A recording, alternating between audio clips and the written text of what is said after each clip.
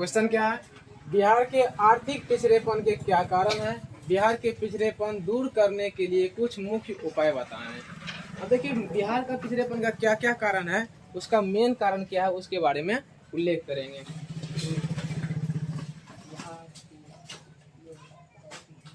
उत्तर करके लिखिए सभी। बिहार के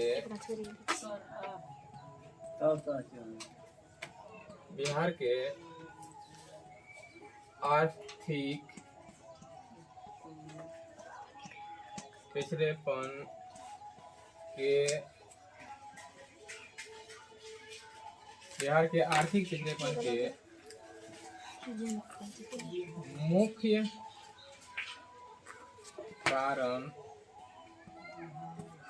कारण निम्नलिखित हैं। निम्नलिखित हैं। एक नंबर करके लिखिएगा,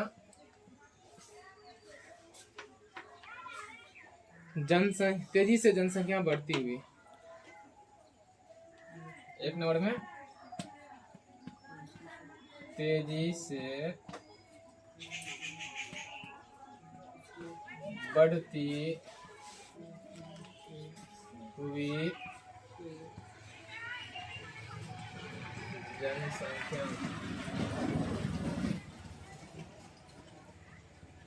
तेजी से बढ़ती हुई जनसंख्या।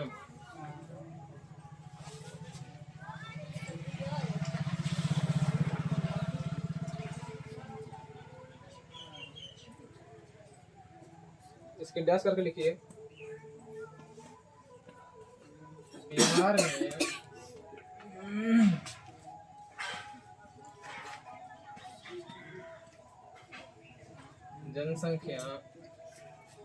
बिहार में जनसंख्या काफी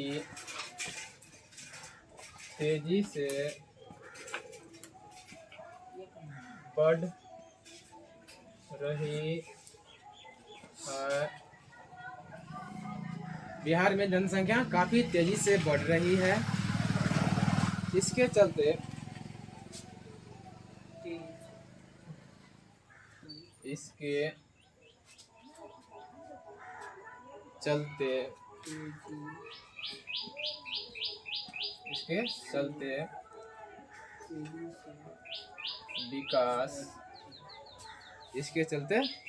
विकास दंश सा होता है इसमें, है ना।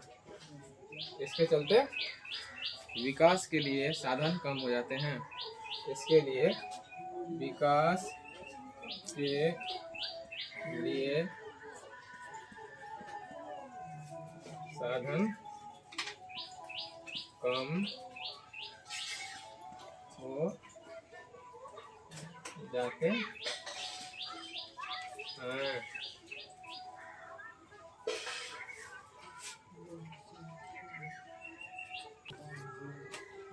2 नंबर लिखिए, आधारिक संरचना का अभाव। आधारिक संरचना का अभाव। आधारिक संरचना का अभाव कल बताए थे, क्या बताइए बोलिए तो। आधारिक संरचना का मतलब क्या बताते हैं कि जिसमें हमारे देश में अगर स्वास्थ्य का स्थिति बढ़िया रहेगा, है ना, हॉस्पिटल ज्यादा रहेगा, रोड बढ़िया रहेगा, संचार बढ़िया रहेगा, तो क्या होगा? आधारिक संरचना का अभाव। हाँ सही है, आधारिक संरचना का अभाव। किसी भी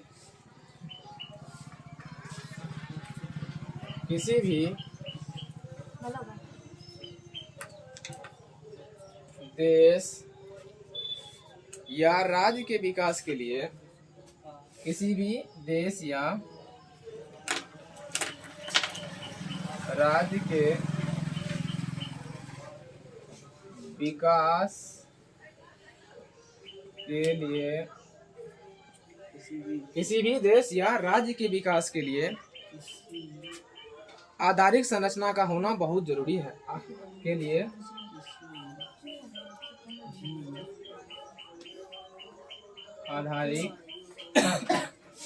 आधारिक संरचना का होना बहुत जरूरी है। आधारिक संरचना होना बहुत जरूरी है,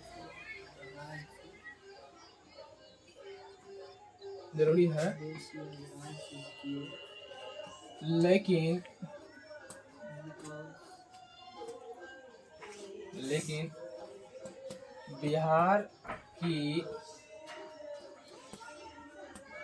आधारिक संरचना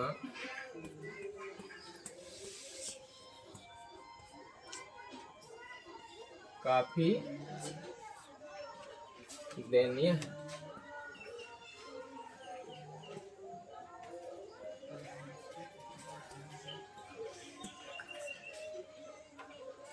काफी दयनीय है, काफी दयनीय है। जैसे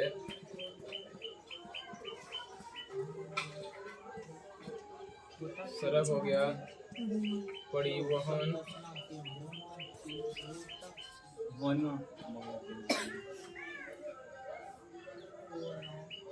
अस्पताल,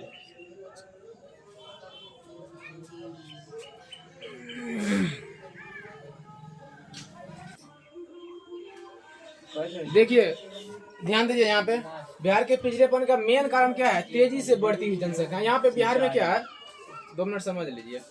अगर यहाँ पे जगह तो कम है लेकिन क्या है बोलिए, जनसंख्या काफी है। अब देखिए जब जमीन हम लोग को कम बचेगा तो कृषि योग्य भूमि बचेगा।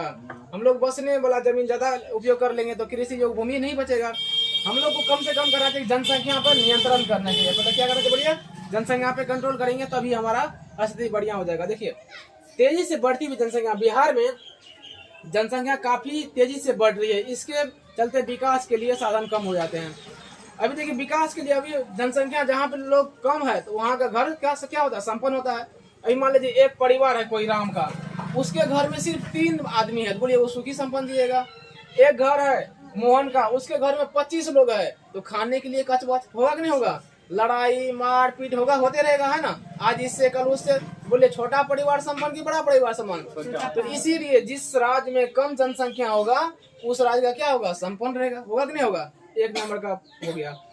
आधारिक संरचना का अभाव, बोलिए आधारिक संरचना का अभाव कल हम क्या बताते हैं, ये सेवा और जिस देश में कहता है कि जिस देश किसी भी देश या राज्य के विकास के लिए आधारिक संरचना का होना बहुत जरूरी है। किसी भी देश के लिए, आप किसी भी राज्य ले लीजिए, किसी भी देश लीजिए, आधारिक संरचना का मतलब होता है कि सेवा और सुरक्षा। सेवा और, अगर आपका क्या होगा, सेवा बढ़िया रहेगा और सुविधा बढ़िया रहेगा आपके राज्य में, तो जैसे अभी मान लीजिए हम लोग को उतना सुविधा नहीं है जितना अन्य राज्य में है।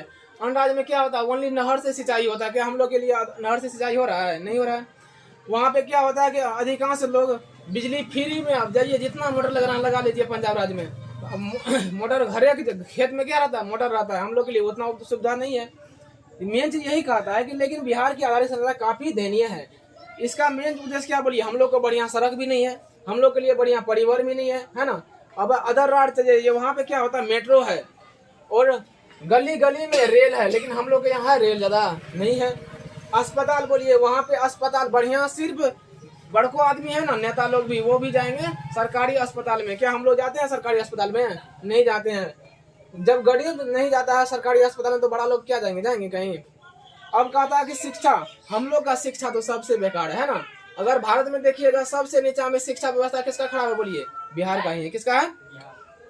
हम लोग के यहाँ बिजली अब थोड़ा ठीक है ना। एवं सिंचाई का तो बातें नहीं करना चाहिए, सब अपना डीजल पे है ना मशीन चलाते हैं नहीं चलाते हैं। तो अगर सिंचाई भी हमारे बिजली से हो जाए तो हम लोग को खर्च कम पड़ेगा कि नहीं पड़ेगा। तो इतना है 2 पॉइंट में। अभी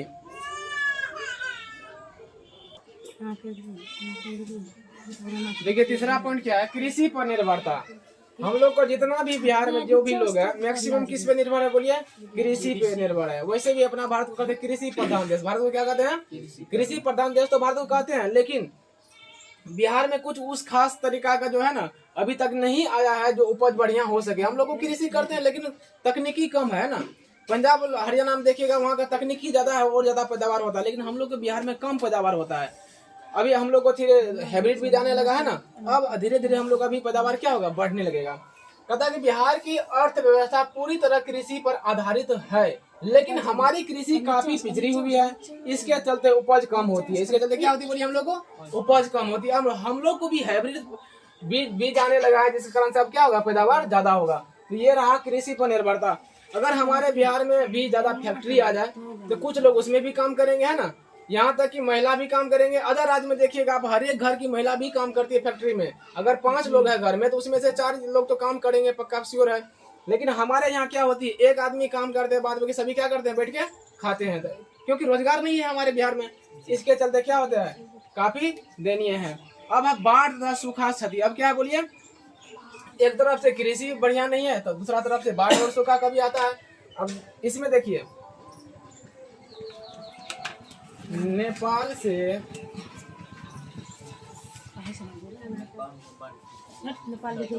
आने वाली पानी उत्तरी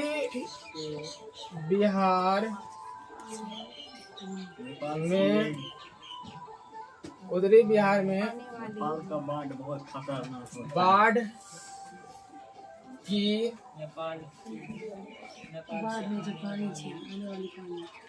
नेपाल से आने वाली पानी उत्तरी बिहार में है। उत्तरी बिहार में लिखे, उत्तरी बिहार में प्रत्येक साल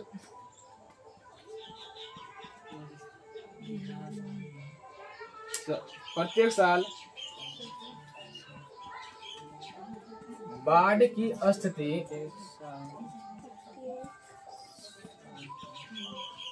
पैदा करती है, तो वही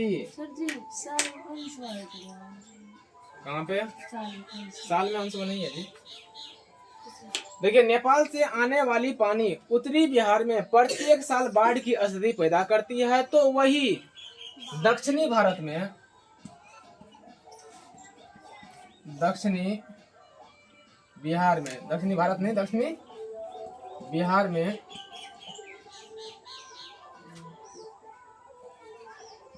काफी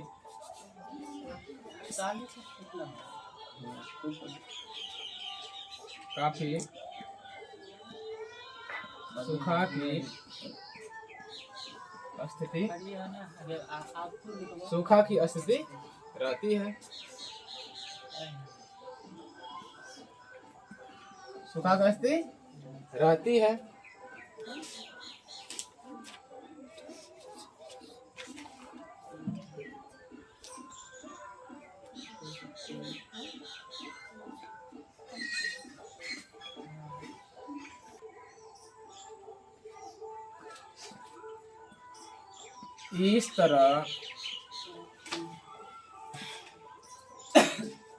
इस तरह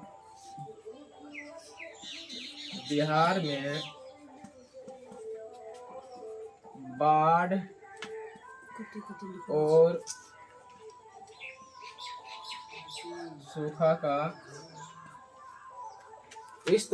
में बाढ़ और सूखा का सामना करना पड़ता है।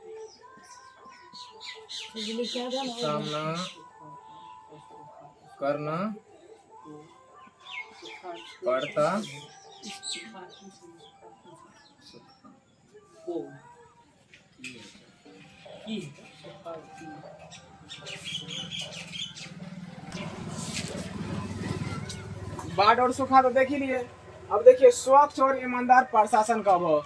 हमारे बिहार में खास करके प्रशासन है ना, पैसा पे ही गिरा हुआ रहता है। पैसा जहाँ से मिलेगा उसके पार्टी के पक्ष हो जाते हैं। यहाँ देखिए, स्वच्छ और ईमानदार प्रशासन का अभाव। बिहार के आर्थिक विकास के लिए स्वच्छ, कुशल तथा ईमानदार प्रशासन का काफी अभाव है। यहाँ पे ईमानदार प्रशासन तो आते हैं, लेकिन कुछ दिन के बाद वो खुद ही बदल जाते हैं। जैसे कुर्सी बैठेंगे तो उसका भी ईमान बदल जाता है ना। जो पैसा देंगे उसी तरफ गिर जाएगा वो। टका का लालच है। हाँ, इसको आप देखिए दूर करने का उपाय बताइए। तो इसमें दूर करने का उपाय आप लिखेंगे। ताकि सब रिटायर करना है, चलिए यहाँ देखिए, बिहार के पिछड़ेपन को दूर करने के उपाय निम्नलिखित है। एक नंबर में क्या है बोलिए, जनसंख्या पर नियंत्रण। अगर जनसंख्या नियंत्रण हो जाएगा तो हम लोग का गरीबी क्या होगा, कुछ दूर हो जाएगा। तो गरीबी दूर करने का मेन रीजन क्या है, जनसंख्या पर नियंत्रण। अगर जनसंख्या का नियंत्रण रखेंगे,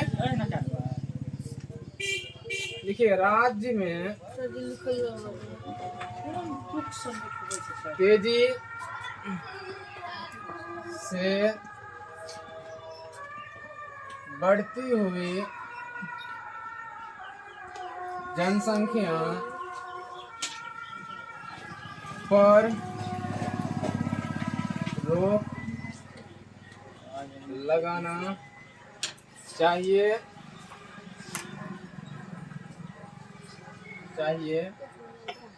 और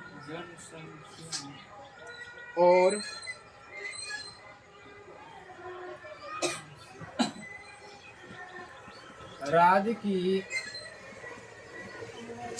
जनता एवं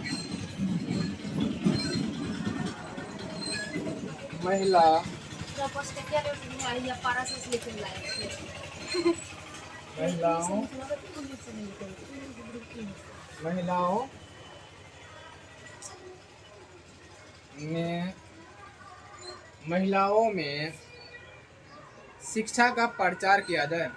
महिलाओं में शिक्षा का प्रचार किया जाए। इतना हो गया एक पॉइंट के लिए। चलिए यहाँ देखिए, इससे पहले लिखा थे हम कारण क्या था, 5 कारण लिखा है। अब देखिए पिछड़ेपन को दूर करने का उपाय क्या है। पहला कारक जनसंख्या पर नियंत्रण। जनसंख्या अगर हम बिहार में क्या करें, सभी मिलकर जनसंख्या पर नियंत्रण करें तो हम लोग का क्या होगा, हम लोग का विकास होगा। बिहार कहता है कि राज्य में तेजी से बढ़ती हुई जनसंख्या पर रोक लगाना चाहिए और राज्य की जनता एवं महिलाओं में शिक्षा का प्रचार किया जाना चाहिए। अगर हम लोग शिक्षित हो जाएंगे, अगर शिक्षित रहेंगे तो शिक्षित परिवार होगा। इससे क्या होगा, सभी पढ़े लिखे रहेंगे तो उससे क्या होगा, जनसंख्या भी नियंत्रण होगा और पैसा भी लोग कमाएंगे। पढ़ा लिखा लोग रहेगा तो कहीं भी पैसा कमा सकते हैं, नहीं पढ़ा लिखा रहेगा तो कहीं उसको नौकरी नहीं मिलता है। इसलिए मेन चीज क्या है, शिक्षा का भी प्रचार करना चाहिए और जनसंख्या नियंत्रण करना चाहिए। 2 नंबर में लिखिए, कृषि का तेजी से विकास।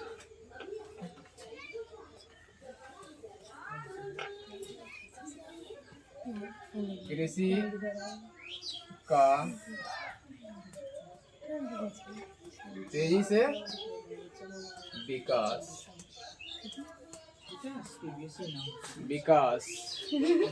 धन से दीजिएगा। कृषि का तेजी से विकास।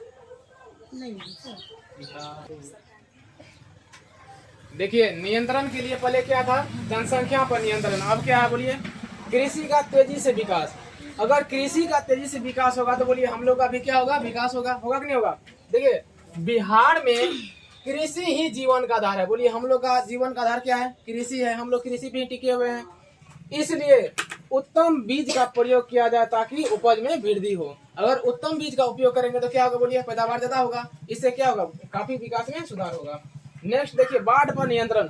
अगर देखिए हर एक साल बाढ़ आके हम लोग को फसल को क्षति करता है। अगर बाढ़ सभी आता है कहाँ से बोलिए, सब हिमालय पर्वत की तरफ से नदियां हमारे और ढाल है ना। तो अगर हम भारत सरकार क्या करे, नेपाल सरकार से समझौता करके सभी नदियां को बाढ़ का क्या करना चाहिए, पानी को नियंत्रण करना चाहिए। इससे क्या होगा, हम लोग का फसल कम बर्बाद होगा। होगा कि नहीं होगा। तो यही कहता है कि बिहार में फसल का बहुत बड़ा भाग बाढ़ के चलते बर्बाद हो जाता है। इसलिए भारत सरकार को नेपाल सरकार के सहयोग से बाढ़ नियंत्रण को सफल बनाने का प्रयास करना चाहिए। करना चाहिए कि नहीं करना चाहिए बोलिए, करना चाहिए।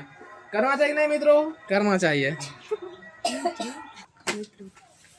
देखिए चौथा पॉइंट क्या है, आधारित संरचना का विकास। क्या है, आधारित संरचना का मतलब उन सेवा और सुविधाओं से है जो क्या है बोलिए, बिजली है, सड़क व्यवस्था है, शिक्षा एवं स्वास्थ्य है। ये क्या है, हमारे आधारित संरचना के अंतर्गत आता है। अगर देखिए कहता है कि बिहार में आधारित संरचना बढ़िया नहीं है, यहाँ का आधारित संरचना बोलिए कुछ खास बढ़िया नहीं है, इसलिए बिजली हो गया, सुविधाओं, सड़क व्यवस्था और शिक्षा एवं स्वास्थ्य सुविधाओं में सुधार लाया जाए ताकि विकास की प्रक्रिया बढ़ सके।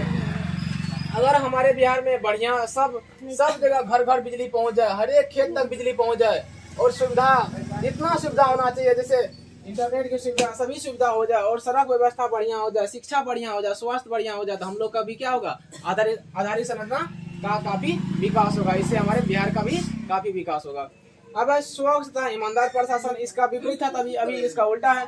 बिहार के आर्थिक विकास के लिए स्वच्छ, कुशल तथा ईमानदार प्रशासन का होना बहुत जरूरी है। अगर मान लीजिए हम लोग के यहाँ प्रशासन कुछ खास कुशल प्रशासन नहीं होगा, तब तक भी हम लोग का काफी विकास नहीं होगा। जैसे मान लीजिए गरीब लोग घूस देने में काफी और गरीब हो जाते हैं, होते कि नहीं होते हैं। अमीर लोग के पास पैसा काफी है, लेकिन गरीब के पास पैसा नहीं है, वो क्या करते हैं, अपना खेत बेच के और गरीब हो जाते हैं। इसलिए क्या होना चाहिए, एक ईमानदार प्रशासन का भी होना हमारे समाज में बहुत जरूरी है। तो इसमें दो क्वेश्चन था, एक था बिहार के पिछड़ेपन का क्या कारण है और एक कारण का उपाय बताए, है ना। तो उपाय बताए और कारण बताए, तो इसमें दो क्वेश्चन है, तो दोनों क्वेश्चन को बढ़िया से पढ़ के आइएगा।